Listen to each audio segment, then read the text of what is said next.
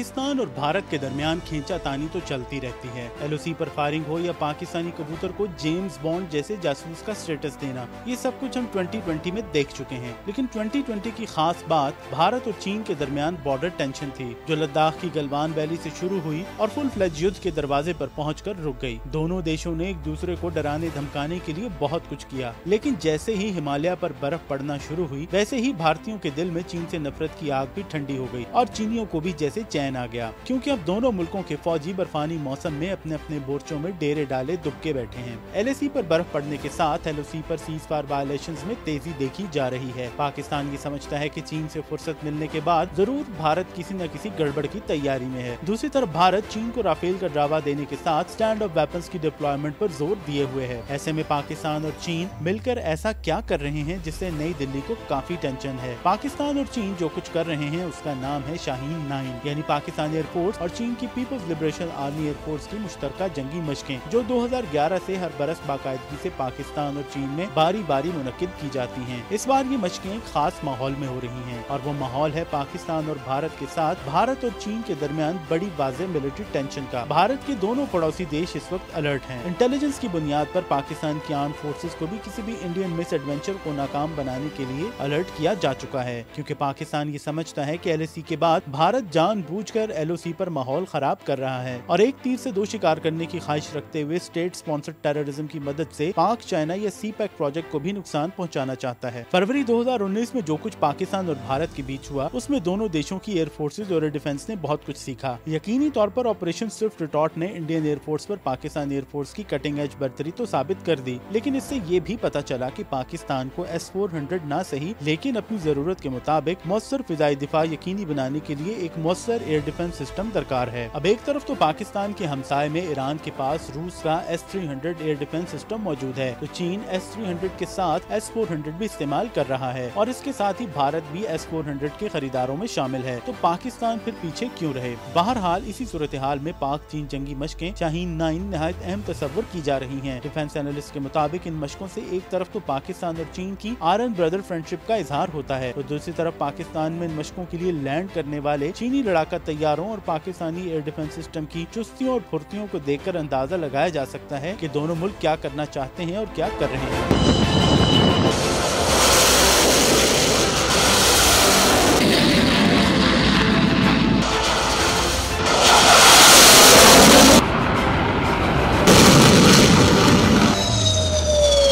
सबसे खास बात तो इन मशकों की टाइमिंग है। 9 दिसंबर से शुरू होने वाली इन मशकों में, जो कि पाकिस्तान एयरफोर्स की एक ऑपरेशनल बेस पर की गई, एक ऐसे वक्त में की जा रही हैं जब चीन भारत टेंशन उरूज पर है और पाकिस्तान भी बार बार फॉल्स फ्लैग ऑपरेशन के बारे में पूरी दुनिया को वार्न कर रहा है। यानी ये मशकें पाकिस्तान के ईस्ट और चीन के साउथ में मौजूद देश के लिए खुला पैगाम है कि पाकिस्तान और चीन न सिर्फ आयरन ब्रदर्स हैं बल्कि पूरी तरह चौकस भी हैं। पाकिस्तान एयरफोर्स के मिराज, J-17 थंडर्स और F-7PGs एक तरफ हैं, तो दूसरी तरफ चीन के J-10, J-11 और J-16 हैं, जो सुखोई 27 या सुखोई 30 का ही चाइनीज वर्जन है। इन मशकों में एयर डिफेंस या अर्ली वार्निंग अलर्ट्स पर खास तौर पर फोकस किया जा रहा है और इसके साथ ही दुनिया के जदीद तरीन फाइटर जेट्स को कॉम्प्लेक्स कॉम्पैक्ट सूरत हाल में आजमाया जा रहा है। पाकिस्तान के chairman joint chief of staff committee general Nadeem Raza, chief of army staff general Qamar Javed Bajwa ने मशकों का न सिर्फ जायजा लिया बल्कि उन्हें इंतहाई अहम और स्ट्रेटेजिक उमूर पर ब्रीफिंग्स भी दी गयी। होस्ट होने के नाते पाकिस्तानी एयर चीफ इन दोनों हस्तियों के साथ मौजूद रहे और फिर सबसे खास बात, पाकिस्तानी एयर चीफ मार्शल मुजाहिद अनवर खान की चीनी साख्ता यानी made in China fighter jet में परवाज की।